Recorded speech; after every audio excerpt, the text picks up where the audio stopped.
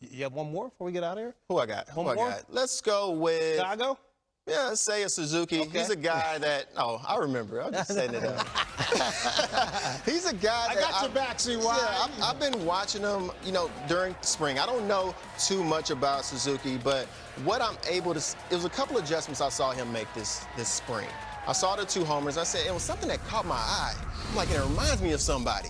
I said, so when I go back and look at the video, I see his 2 home runs that he hit during spring training right here. I mean, you're talking about a guy who has big-time power, 30-plus homers every season. I think that power is going to translate here. He's driving the ball. I understand it's Arizona in spring training, but right here, if you notice, I mean, on the right, you see a big leg kick. On the left side, you see him keep the foot down.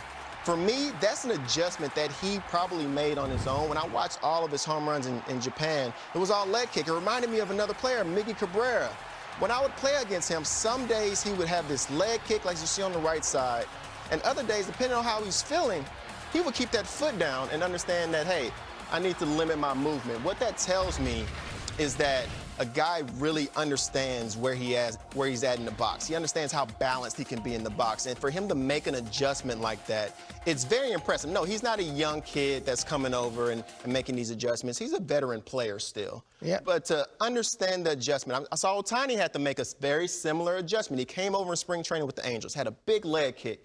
That velo started catching up. He said, you know what, let me make the adjustment. Let me just keep the foot down. I have plenty of power that'll translate so I don't have to do the leg kick. So that was something I noticed in spring training, and it's tough to do. But, I mean, Ruben, you see some of the best guys and best players in the game that can do it. Yeah, well, what's interesting about this guy, he's been playing professional baseball for 10 years. He had to make a lot of adjustments. He started when he was like 18 years old playing professionally in Japan.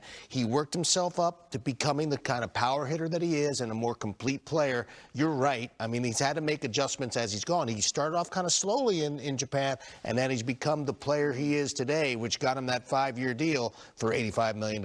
And I think he's one of those guys, you're right. I think he's starting to adjust. You see some of the things happening now late in spring when guys are starting to pitch better. He's starting to have much, much better at bats. They talk about